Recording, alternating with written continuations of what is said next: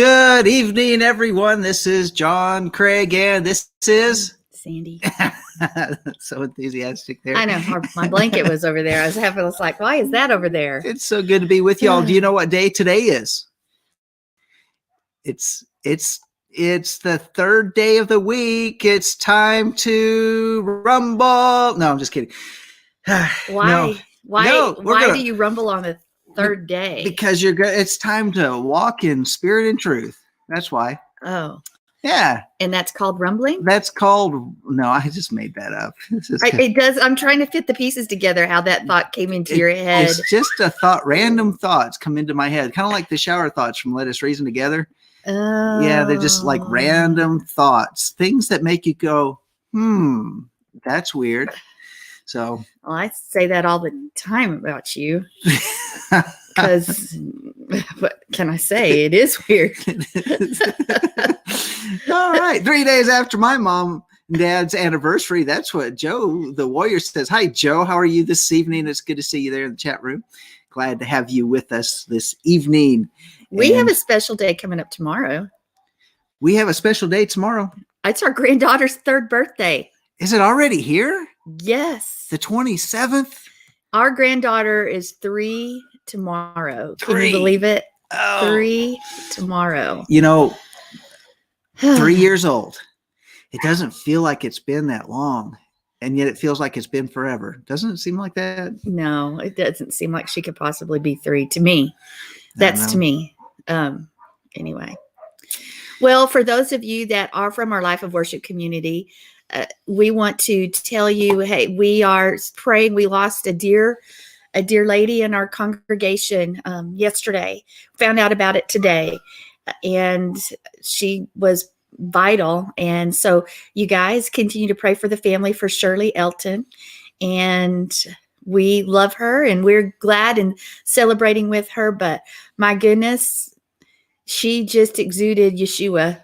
Yeah. And his pursuit of truth and her pursuit of truth through the Torah and being filled with the Spirit. And there's nobody like her, and she will be greatly missed. So we are with you as well and feeling that loss. So please don't think that because we're continuing the program tonight that we don't feel it. We absolutely do.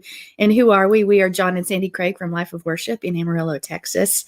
And we are glad that you are here with us for sure. We are. We really are. And, certainly Shirley is one of those women who she just was like a grandmotherly love. I mean, she told you she in a bridge, and she would just come up to you and just say, "I love you." And that was really precious. There's just, one of those precious women that constantly say that and just say, I don't care what's going on in your life. I love you anyway. Well, I want to give a testimony to that. And we'll probably do it on Shabbat too.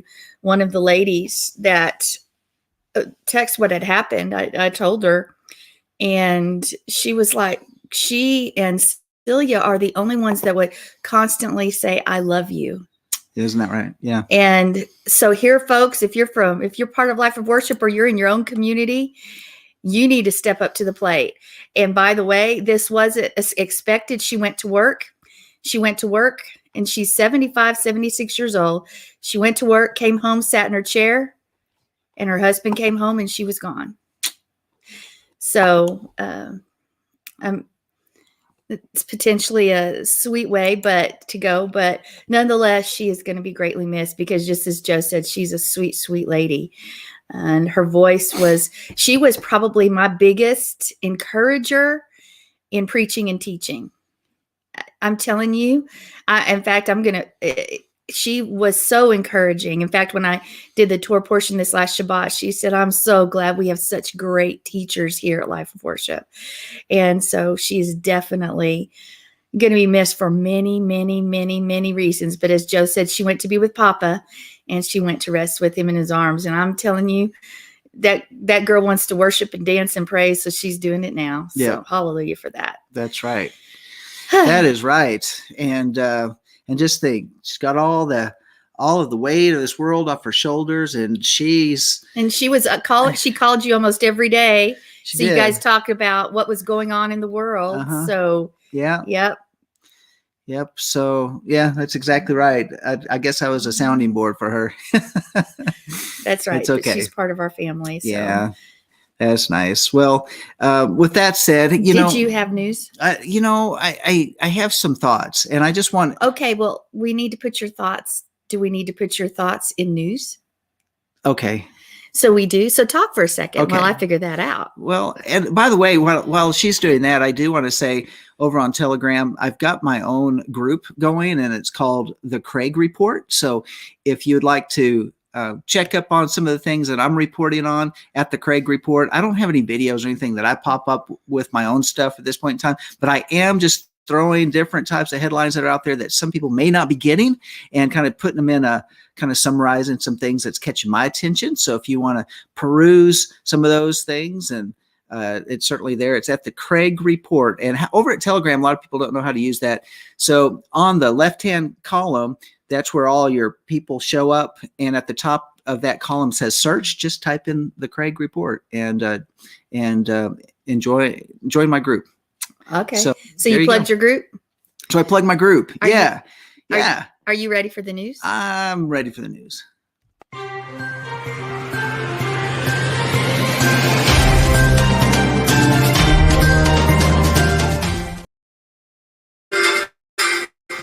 Well, hey, this is John Craig, and you're listening to the Craig Report here in the middle of Walking in Spirit of Truth.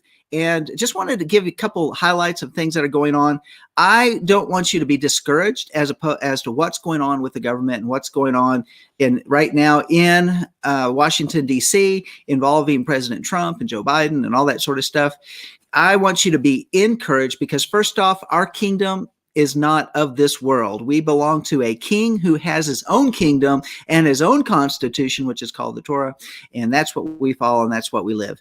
On the other hand, we live in a society where we need to participate in and be part of, and not to give up hope and not to bunker down or hunker down or escape or avoid or try to say, okay, all is lost. No, we have an assignment that we need to live out here on this planet and in this nation and in the state that you live in and the city that you live in. We are to participate and make sure our voices are being heard. That's why as long as I have voice, and I hope as long as you have voice, that you will use your voice and let it be heard. And so how do you do that? Well, you got to stay up with the current events that are going on. Right now, Joe Biden is signing left and right all sorts of executive orders, and he started on day one, and those numbers are increasing daily. The sad thing is he even made a comment, because that mic's always going, and he made a comment that says, I don't even know what I'm signing. Interesting enough, sometimes he's signing with his left hand and sometimes he's signing with his right hand. I don't know what's going on there. I don't know if it's just the camera being reversed or whatever it is, but it's very interesting. And it's also very interesting that where he's signing it, it's not at the Resolute desk. It seems to be at a round table in a room that looks similar to the Oval Office. And but there's a parking lot through the window on some of the scenes. It almost looks like a set.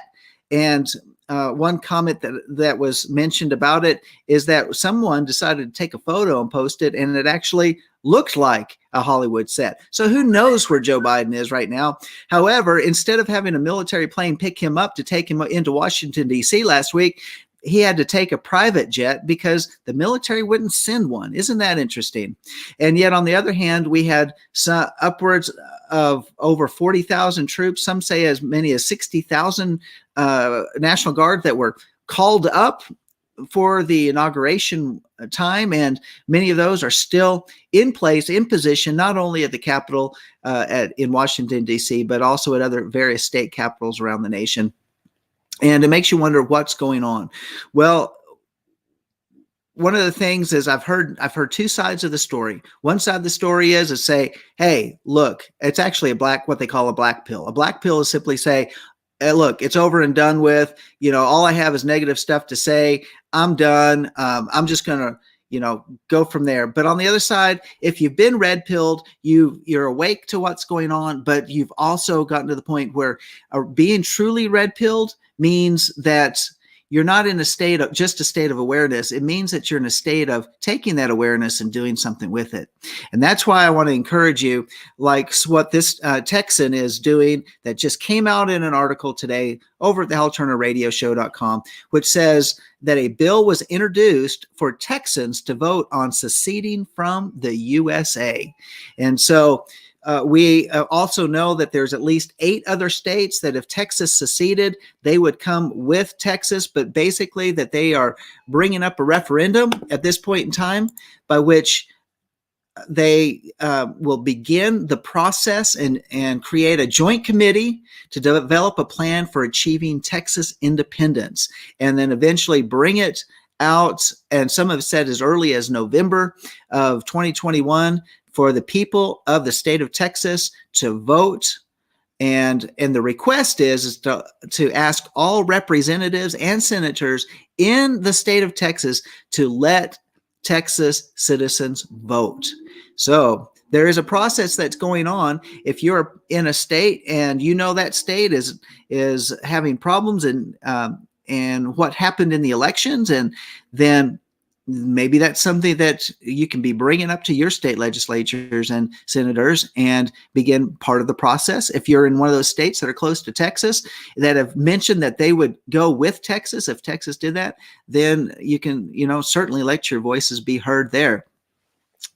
And one of the things too that it's just really, so one thing is a voice, and one of the things that we need to do is know who our state representatives are, our state senators, who they are, anybody that's representing us in our state capitals, and as well as who's representing us in Congress and our senators, because this is what's crucial right now with these executive orders. This is one thing I got this wrong on Shabbat when I was mentioning it to our congregation, that on the day that President Trump had set an executive order to recognize as Pro-Life Day, not only recognizing the life that's in the womb of the mother, but also children under the age of 3, those that are infirm, those that are handicapped, those that are elderly, those that are sickly, all of those that do not seem to fit the nice, healthy mold of an American citizen.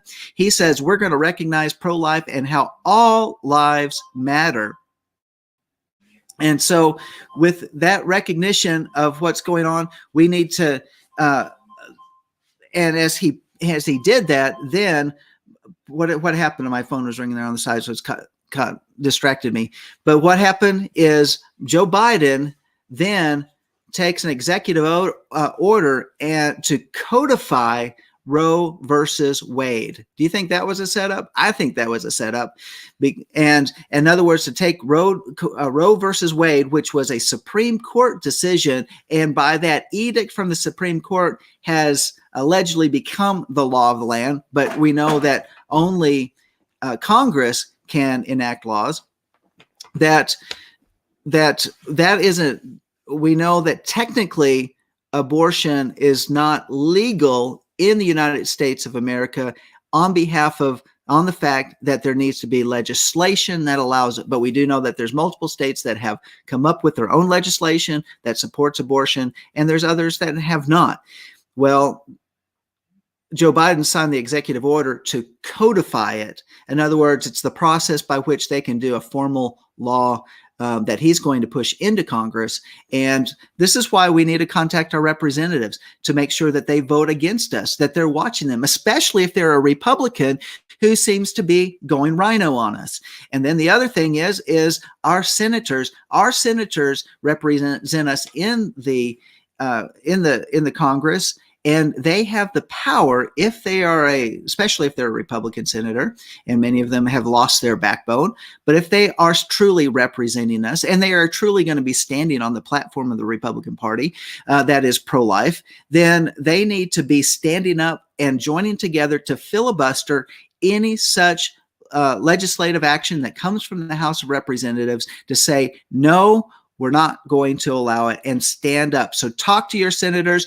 The more people that speak out, the more of a backbone that these politicians will have. So keep those things in mind as we move forward. These are talking points that that we need to make sure that they're listening. Now, here's something else, and I mentioned it before, and I believe it was right here on the same program, and this has to do, what can we do to say we do not agree with what's going on, not only in Congress, where what happened leading up to and on the 20th of January, is that there was a coup d'etat that took place, a takeover of the U.S. government to throw out the votes of the American people and to install their own representative who is installed not only as what they say president, but also a tyrant, a despot, one who is ruling from the executive office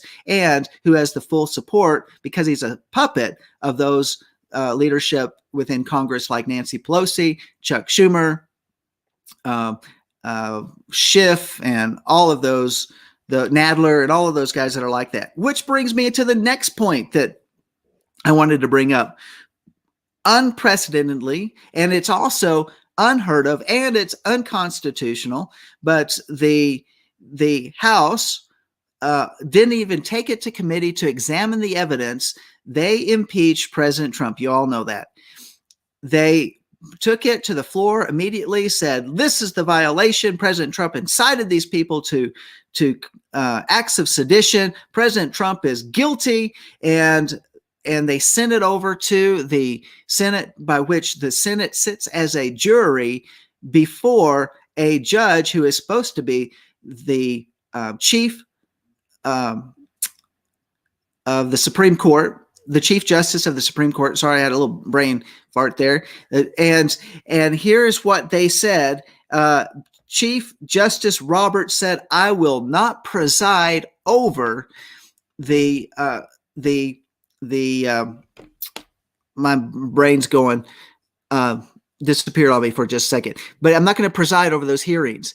And why does he not want to do that? Why did he not want to participate in that? It makes me very curious. Well, here's the thing.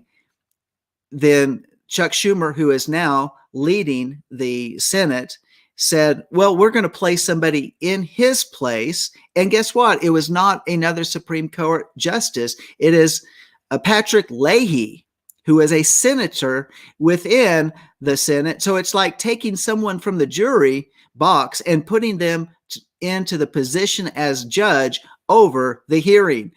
Well, why am I saying all these things that are going on with Congress? Well, and why am I saying these things that have to do with Joe Biden, that seems to be signing executive orders in an office that's not the Oval Office, at a desk that's not the Resolute desk, that they're trying to push as many different things through as quickly as they can, as if there's some rush to get some things done. And I want to throw some thoughts out to say, maybe they recognize that there's more going on behind the scenes than what we know. And that has to do with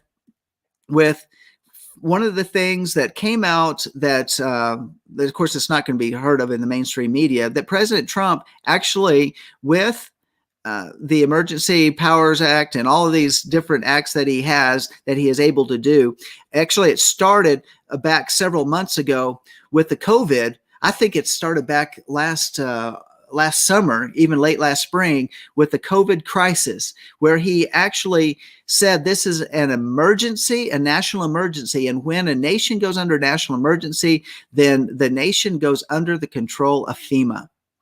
And under the control of FEMA, and along with the military being involved, then the true power then lies with the military, and it goes outside of the control of the president and, well, actually the president of the United States as the commander in chief. But President Trump gave that control over the military because of the coup d'etat that was recognized that was happening within the United States, because how the Democrats were using the COVID crisis, causing a crisis that's not really a crisis, to use that to lock down America, to shut down commerce, to shut everything down, to where they could do the mail-in ballots and they can cause the fraudulent elections. They could get everything in place and get the, foreign governments involved to where they could steal an election. Now, I know that that's probably could get us kicked off of YouTube if by even saying that.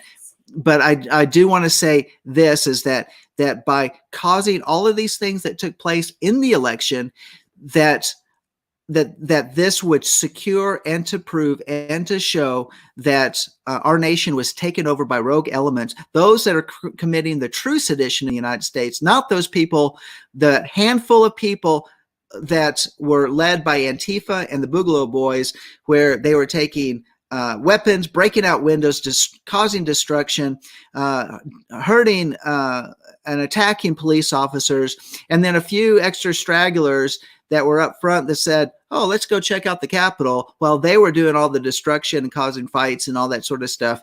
And where they were using all of that to say, look, what President Trump is, he's caused an insurrection, where he did nothing like that. Listen to his speech. He didn't encourage any of that. He was exercising his free speech to be able to say, hey, we know what's happened. Here's the evidence that's happened. Now let's go over and peacefully, let's walk over to the Capitol and make sure that the people inside hear your voice. And what does that mean? Well, we're all going to stand outside and we're going to let them hear our voice.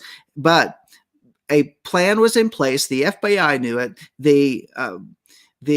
I believe the Washington, D.C. police knew about it, because they didn't have enough people sitting around and protecting the doors. And they knew what was going to happen. They allowed it to happen. They opened the doors, they pulled back the barriers, and these people went inside. In the meantime, we did have a couple natural deaths that took place, including the police officer that they said was hit with a fire extinguisher. He was not. He had some natural things that took place, and they took him to the hospital, and he ended up dying in the hospital because of prior health issues, along with a couple other people that had some health issues, ended up having heart attacks and passing away, all in the midst of everything that was going on. These are not deaths that were created by the insurrection. There was another place where someone was crawling up the side of the wall, got hit in the head by a police officer and fell 30 feet. That killed him. I mean, these are some of the things that took place. So why am I saying all this? Here's the question I have for you. These are the things that we need to research and look at. Did something take place, and is the military in charge? What are we looking at now? Are we saying, why didn't the military act on that day? Why didn't things take place the way we wanted to? Well, the word has come down that I've heard, and I've heard it from Mike Adams, I've heard it through a couple other sources, that 3 or 4 different sources. I think I can't remember the guy's Willie is his last name. Anyway, they were talking about what all happened, and here's the issue, is that they could not turn it over and take over everything right away on the day of the inauguration, the day that all those things were happening. Because if they had, and they've not allowed these things to play out, then we probably would have gone into civil war. And they are waiting to allow our Congress to continue to do these things. The Biden tyrannical administration to continue to pass these executive orders to where they will upset the American people to the point saying, we really have voters' remorse. We do not want this president. And then when they've got enough backing among the American people, then they'll say, we're going to finish this off. Now, is that true? I don't know. Are we going to expect it in the next 30 to 60 days? I don't know. It may take a year. It may not happen at all. But what I am saying is that if this is a plan in place, there's logic to it, and this is what's happening. Because why? Because officers within the military and the soldiers that are out there do truly take their oath of office seriously. They do say, we love America and what's happened is wrong, and they truly need to come out and investigate the evidence and really instead sweeping it under the rug. Just because a court didn't hear the evidence doesn't mean that it was rejected. It just means that a judge made a bad decision. And just because it didn't go any further is because these things require money. They require support. They need to know the American people are still wanting answers. But isn't it interesting that even in Italy, where they use their computer systems and to switch votes, it is known, they have an affidavit from the guy that did it, and the prime minister has stepped down and said, I'm resigning. And he says he's resigning because of the COVID crisis, but in reality, it's all come out because of all the truth that's taken place and what Italy did to our elections. And there are multiple other resignations of leaders in the world that seem to have some type of connection in manipulating our own election results. So keep those things in mind. We need to be praying for the United States. January 11th. Okay, Sandy reminded me. Now here's one of the rumors that took place. And I say rumors because we can only take it from the sources that know more information than we do, because we don't have the direct people that directly involved and can directly tell us what was going on. But you say this guy was really reliable, though, in his track record. One of these people is very reliable in his track record and said that President Trump actually on July 11th took the oath of office. So it could very well be that we have two presidents. No, we have one president. Well, now let me explain that. And why do we have two presidents? Because one president may be president of Washington, D.C., which is a 10 square mile area, and the other president is the president of the United States. This is why they're trying to push for bringing in D.C. as a new state and Puerto Rico as a new state. This is why they're pushing to pack the Supreme Court. This is why they're pushing to remove the filibuster in the Senate. These are all different things. And by the way, this is very important. They've got to have 2/3 vote in the Senate to do many of these things, including to impeach President Trump. And they don't have the votes to impeach him. So it's more of a showcase. It's part of Washington, D.C. theater. But this is why it's very important that we contact our senators so that they know that they have a backbone, so they can maybe reintroduce them to their backbone, or kahunas, or whatever you want to call it, and say, look, you need to stand up for what's right. And now, one other thing I wanted to say, this is how we also vote. We vote with our pocketbook. And I'm going to tell you, one of the ways that we vote is, where do you bank? I've mentioned this before. Do you bank at Bank of America, Wells Fargo, Chase, Manhattan, any of these major U.S. banks that are connected to the Federal Reserve System? Or do you bank at a local bank or a credit union? If you do bank at one of these big national chain banks, pull your money and put it into one of your local banks. Don't give them your money to use against us.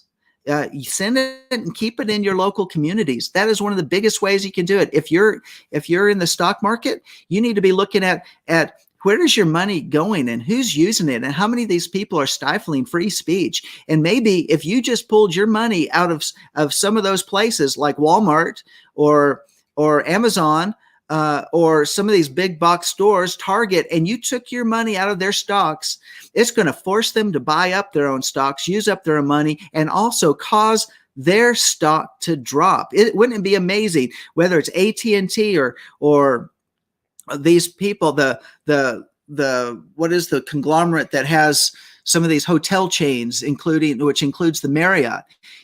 Don't use their businesses. Don't buy their product. Let them know that, hey, you've come out against free and fair elections and against the Constitution of the United States. We're not going to participate in commerce with you. That's how we do it. And if people all across the United States would join together as one, it would, even one weekend of not participating in commerce in any of those stores and taking our commerce elsewhere will show these big businesses we mean business. And in fact, don't even go to Walmart, because they're making a deal with China where they are no longer be using made in America products, that they're making deals where it's just going to be made in China products. So why even go to Walmart anymore? Why even participate? I know it's convenient to go there. I know that it's hard to go from several different stores, but sometimes we got to give up convenience in order to protect and preserve this nation. Vote with your words, your money, and with what you do by letting people know. Get the word out. Send. We're going to separate this out as a separate Four Corners News, and that you can send around, put it on your social media, let people know that of what we're talking about, that if there's hope, if there's any means to do anything, these are some action things that we can do. Well, that's all I'm going to say at this point in time. I appreciate all of you that have joined together with us in the chat room, and we are going to bring Sandi back on. Yeah, but we're still talking about news. Oh, Sandi's going to come on. She's got some things she's going to. All right, come on in, Sandi. She'll be here in just a second. So appreciate your comments that they're showing there in the chat room as well. And welcome to Aspen. Of course, Joe and Bob, we're so glad that you're here with us. And we have been, I think we have shown ourselves. I read something that the way we've reacted has shown who the true enemy is. And when I'm talking about I'm talking about the people. When you think about how the conservative people have acted and reacted for the last 15 years, as well as for even longer than that, but even particularly this last year, there's only one group that has risen up to do evil.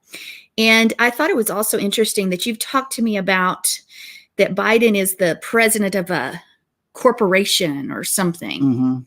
He's not the United States, the republic, which everybody gets that wrong, the republic of what we are supposed to be, but that he is tyrannically and evilly leading a different place. Yeah. So what we're looking at is a whole bunch of smoke and mirrors that's going on. And you say, well, these are having results. They're actually doing things with these edicts that are being passed down, like they're closing down the Keystone Pipeline, and with closing it down, it's affecting 11,000 new jobs projected for this year, and I think a total of 80,000 jobs so far, and that's all around this Keystone Pipeline. It's also forcing them to transport the oil from Alaska by train, and so what's that doing? Well, it's increasing the cost of bringing the oil into the lower 48. Which is going to bring the cost of oil up in your pocketbook. That's right. And heating. And of all different things, they're saying they're doing it for the green movement. And yet it takes more energy to transport it by train than it is to push it through on a pipeline. Same thing is they'll put it in tankers and they're going to bring it down the ocean and offload it. So there's no stupid. Yeah, it's literally idiotic. Yeah, these are the things that are happening now. Of course, right now, and they also stopped the fracking. Oh, Joe said the trains are owned by Soros. Well, they're owned by, and I'm trying to think, the owner of Berkshire Hathaway, and he owns Geico and a whole bunch of other, and Bank of America. I'm trying to think of what his name is, but he's an elderly gentleman, and he owns the trains as well that's transporting that down, and I just don't remember exactly his names. I don't know if Soros is connected with that. Well, Joe says he is, but there's some the thing is that it's a payoff. It's a payoff for the supporters to the Democratic Party for putting Biden in there, and now they're transferring all of that money to them, and it doesn't make sense to us and say, well, it takes more energy, it's less carbon friendly, all that type of thing, and they're using those systems to do it. So it doesn't make sense, does it? And we need, if they're going to hold to that agenda, then we need to hold them accountable to that agenda. And we also need to hold them accountable because they promised all of these union jobs, and they won't hurt them and they won't take them away. And that's exactly what he did in his first 5 days of office. And and of all times, the America, not only we've been shut down and locked down, and many jobs are out of business now because of those lockdowns. And now they're going to do a second whammy with a left-right move and take down another portion of the economy. Don't think that looks smart, but they understand it's for another agenda, and that's to destroy America as we know it and allow China to become the number one nation in the world. But I also want to encourage people from what you've told me, if these plans have been in the works and the military is taking their oath seriously, and so was President, because you've said over and over, President Trump, who is the president, the only one, it is very smart. Mm-hmm. He's not a dumb guy. And he has some really good advisors around him that did not backstab But he him. also had some other ones that were poor. He did. But That's right. in the midst of all of that, you told me that all these things that he's doing on the books that are destroying are going to be overturned if this thing plays out shortly after. If it plays it out, it plays out like is being done, we pray, then that as soon as the removal of these insurrectionists these treasonous people, and that's why they're calling you and I, who voted for President Trump, insurrectionists and seditious. They're and all calling of that. us exactly what they are. Right. That's a psychological tactic. They say we shouldn't have free speech. We need to be re-educated, because we're the ones that are actually just saying, well, we're Americans and we actually know what our rights are. And the sad thing is, we come from the generation that actually still taught history in the schools the right way. And that's why President Trump had the 1776 project to restore patriotic. I heard the 1776 project was stopped. Yes, that's why he had it in there, to restore that in our schools. And that was the one that was on day one. They stopped the project. Why? Because they don't want our children to know history. And by the way, that's our fault as parents and grandparents for not giving our children true history of these United States and not checking it out. And honestly, folks, you've heard me say it on many shows, do not put your kid in public school. Exactly, because this is what or happens. Private, for that matter. Private's better than public, but you can't, if you put him in the system, you just gave your child to Molech, you gave him to the government, you just sacrificed your kid on the altar, and they will be brainwashed and they will become a pawn of the powers that be. Just like these basement kids that still live at home with mom and dad, they came out of their basements from playing video games, and now they're doing live action role plays with Antifa and Black Lives Matter, and thinking that getting paid for it. And they think they're actually doing something good for the society, where they're continuing to burn down businesses and buildings over in Oregon and Washington. You know, why? You know, they got the election, they got the government that they want. Well, that's what happens when you have bad education, and they are, you know, they weren't spanked as kids probably, and nothing happened over the entire summer, where they were allowed to do that, and they were encouraged by who? By Kamala Harris, who did, by the way, the very things that Trump was supposedly impeached upon. The Democratic Party, like Kamala Harris and many, many others, outright said evil things, and to create chaos and havoc, et cetera, et cetera. They did those things blatantly, and yet they sit by in their evil seats, in their evils. That's right. Because I'm sorry, they're pure evil. They're run by another spirit that's demonic. And they raised money for funds to get these kids bonded out if they got arrested. But what do these kids do? They actually know that they are in cities where the city attorneys, the attorney generals, that were put into power, that will turn their other head, say, oh, you didn't do anything wrong, we're going to let you go, no charges, all charges dropped. That's why they're rioting in the particular cities that they're rioting in, and that's why they're causing such havoc. So we got to recognize where the enemy is. Now, the other side I wanted to say is that if Biden is president of Washington, D.C., and President Trump is the rightfully elected president of the United States, then actually we have two different presidents. We have two presidents at the same time. Now, get this. This is the interesting thing. And I always put these things in the back of my mind when I hear them. I was like, well, that doesn't make sense. And I don't know where you might stand on this person. Kim Clement actually said back in He's the early. a prophet he worked in the prophetic back. He died probably 10, 15 years ago. 10 years ago. And he had a prophetic word that said that America would have 2 presidents. So isn't that interesting that right now we have a rightfully elected president? That was President Trump. And he said, well, he doesn't have the White House. He doesn't have do you have to have the White House if a coup has taken place? So you want your president, and he's actually set up the office in the den of the lions. Yeah. Do you really want him there? No. And he set up of all different things, the office of the former president of the United States of America. Partially it's kind of making fun of Joe Biden, who set up the office of the president-elect of the United States right after the election. So, wow, that's kind of bold. Tammy reminded us that Trump never conceded. He never did. And there's a reason for that. There's a reason for that.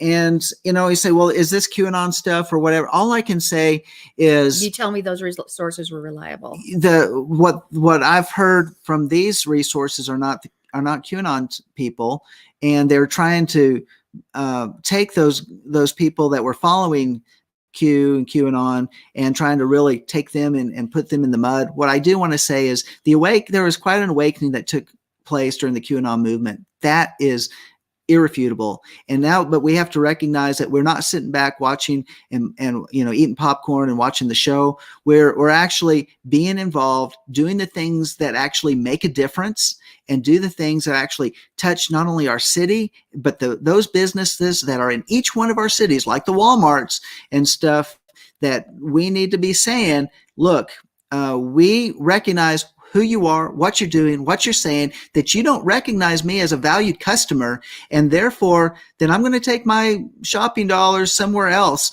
until you actually recognize that we have a voice and that we want things done the right way, the just way, and don't silence us. The same thing with the social media. I've not been on Facebook. And why? Because every time I click on Facebook, money goes in, because they're getting data from me and they're selling it and they're sending it somewhere that I don't even know. And I'm not going to give Facebook or Twitter or these accounts any more of my money. I'm going to use other sources and avoid those platforms. So we just need to be aware. Watch what's going on. And our money should go to mom and pop places anyway. Yeah, not the big box stores. Keep it local. Now, keep your businesses. Let's shift gears for a minute on a couple things. Just an FYI, the mail-in ballots that they fraudulently used, of course, now that the Democrats stood, and even though there were no people, dead people, multiple people, nobody voted, they just made them up. Well, now they say mail-in ballots are bad, even though it's a hypocrisy. But let's go beyond that. Now, changing gears to CV, the China virus. Isn't it interesting that right after Biden takes office, that he changes the policy on how to test for China virus? Now, we all know that you only need to have 29 cycles to find out if it is a positive or a negative test. And maybe not even that many. And maybe not even that many. And they were going up to 45, which will create a positive test. But now he's come out and said, oh, let's just keep it at 29. See, they all played these parts. If you're just coming through here and you're hearing this, guys, wake up. If you have believed the lies of the manipulation of COVID and of the Democratic Party, it's time you wake up, because the enemy comes to kill, steal, and devour you. And the enemy, yes, is a spiritual, but there's a physical enemy too that's turning the hearts of the masses. And you need not look any further than the left side of this nation and look at other nations that have already done that. Is this where you want to go? We need to be fighting for our nation. Of course, Mark always talks about a constitutional convention. That's an option as well. That's a really good option. And this isn't over. And I want to encourage you, don't step aside because you think it's pointless. Continue to vote, continue to make your voice known. It's not pointless, and continue to war and pray. Yeah, because this is what we do. We pray, we ask the Father what to do, how to do it, where to go. And then what do? We listen, and we find out, we get our marching orders, or he just breathes courage into us. And then when something comes up in our face, we go, oh, I'm going to act on that. I'm going to do it right now, because this is no longer that we are no longer in the era or the season of apathy.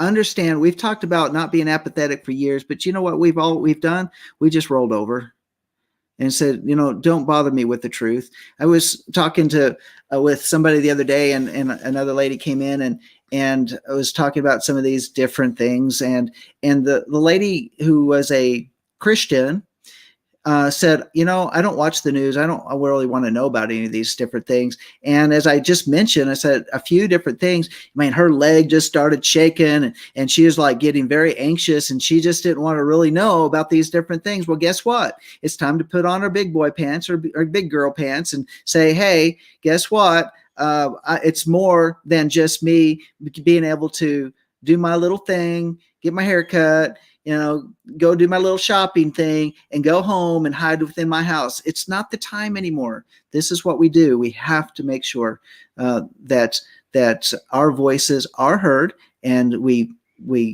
use and we pay. We any money we spend, it goes to where it needs to go. And let's no longer fund the beast.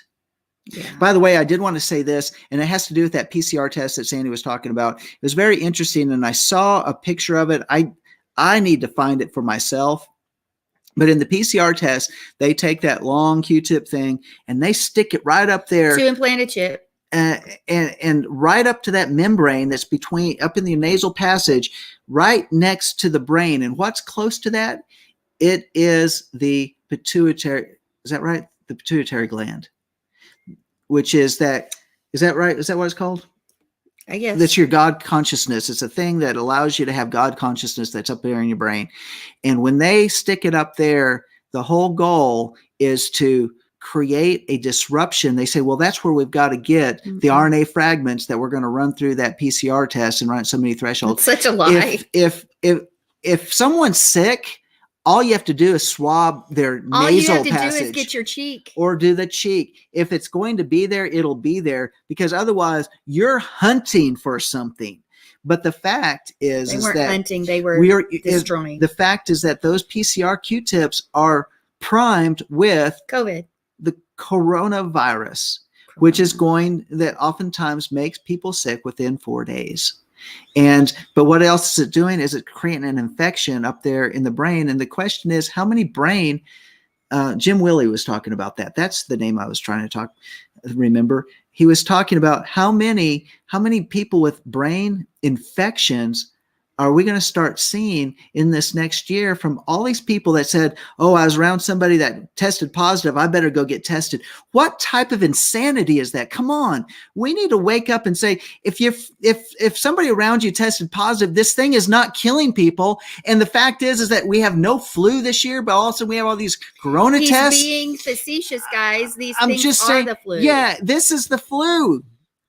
It's the flu. In fact, it's less deadly than flu, and more people are dying of the shot, these COVID-19 shots, than they are. It's just better to go ahead. If you're going to get sick, and just make sure you stay strong and keep your immune system up, and you're going to be okay. And if there is some inflammation that happens in your lungs and there's a problem, there are remedies to it, and you can survive this thing.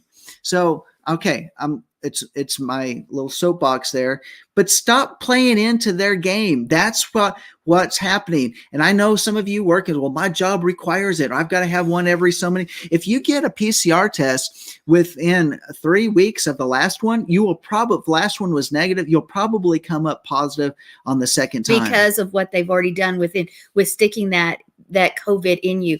And by the way, you have rights on that too. You just have to do the research. Yes, and you don't have to take those tests. It's incumbent upon us. And do not take the vaccine under any circumstances. Yeah, it's incumbent upon us to be smart and to use these things and to present this and challenge this, which has become the status quo.